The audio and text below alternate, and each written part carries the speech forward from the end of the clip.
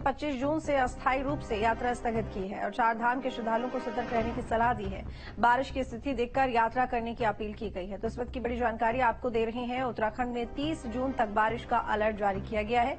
पहाड़ी इलाकों में जबरदस्त बारिश का अलर्ट है। आदि कैलाश और ओम पर्वत की तीर्थ यात्रा स्थगित कर दी गई है। प्रशासन ने 25 जून से अस्थायी रूप से यात्रा स्थगित की है। चारधाम के श्रद्धालुओं को सतर्क रहने की सलाह दी गई है और बारिश की स्थिति देखकर यात्रा करने की अपील की गई है।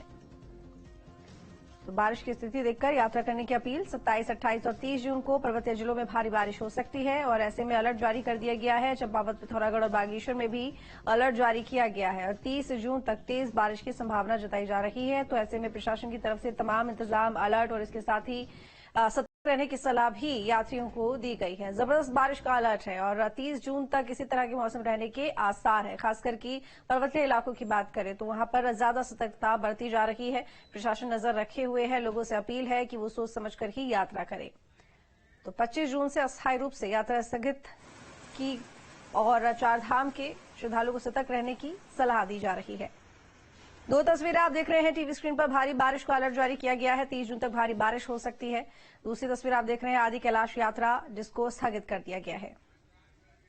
धनराज गर्ग हमारे साथ में जुड़े हुए ज्यादा जानकारी के साथ में। धनराज, 30 जून तक के लिए अलर्ट जारी किया गया है। भारी बारिश की संभावना है। क्या कुछ कदम उठाए जा रहे हैं प्रशासन की तरफ से? देखिए, मौसम विभाग की तरफ से जैसे अलर्ट जारी किया गया है, साफ तौर से कहा गया है कि 30 जून तक उत्तराखंड के जो पर्वतीय क्षेत्र है जो भारी से भारी बारिश देखने को मिल सकती है।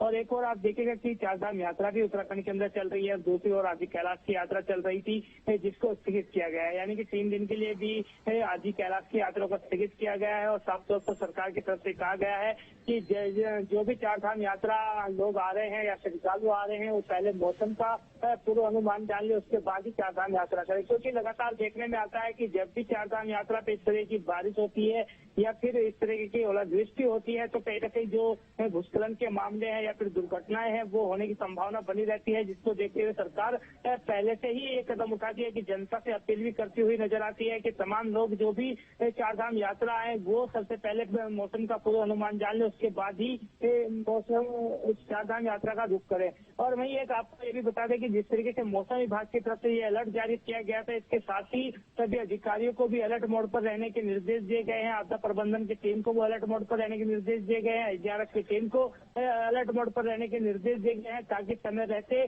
जो इस तरह की दुर्घटनाएं हैं उन पर काबू पाया जा सके। इसके साथ ही भूस्खलन की स्थिति भी सामने आ जाती है भारी बारिश के वक्त में, तो उसको लेकर क्या कुछ खास इंतजाम? वो रास्ते जहां पर सबसे ज्यादा संवेदनशील रास्ते माने जाते हैं, वहां क्या यात्रा को लेकर फिलहाल कहा गया है लोगों से कि वो सतर्क रहें या रास्तों को बंद कर दिया गया है? जी बिल्कुल, देखिए जिस तरीके से आपने कहा कि जो ऐसी जगह है जहाँ पर संवेदनशील माने जाते हैं, यानी कि जहाँ पर भूस्खलन के मामले ज्यादा अधिक देखने को मिलते हैं, ऐसे मामलों के लिए पहले से ही प्रशासन को अलर्ट मोड पर रहने के लिए कहा जाता है। और लगातार देखा भी जाता है कि जो प्रशासन है वो कहीं न कहीं अलर्ट मोड पर रहता है और जो तकनीकी मशीनें हैं वो भी वहाँ पर आसपास स्थापित की जाती है ताकि समय रहते मलबा हटाया जाए, रास्ते को खोला जाए। और यदि आवश्यकता पड़ती है तो रास्ते को बंद भी करना पड़ता है, तो वो भी कदम यहाँ पर उठाया जाता है। क्योंकि सबसे पहले जो प्राथमिकता होती है, मुख्यमंत्री पुष्कर सिंह धामी भी लगातार यही कहते हैं कि जो सबसे पहली प्राथमिकता सरकार की है वो लोगों को बचाने की है, उनकी जान बचाने की प्राथमिकता है। उसके बाद सब जो कार्य है वो होते हैं। तो इसी के चलते कहीं न कहीं जो इस तरह के रास्ते हैं जहाँ पर भूस्खलन के मामले देखने को मिलते हैं, ऐसी जगहों पर पहले से ही जो तकनीकी मशीनें हैं, हम जेसीपी की बात करें या पोकलैंड की बात करें, तमाम इस तरह की जो तकनीकी मशीनें हैं वो पहले से ही स्थापित कर दी गई है। चलिए ठीक है, बहुत शुक्रिया आपका तमाम जानकारी के लिए।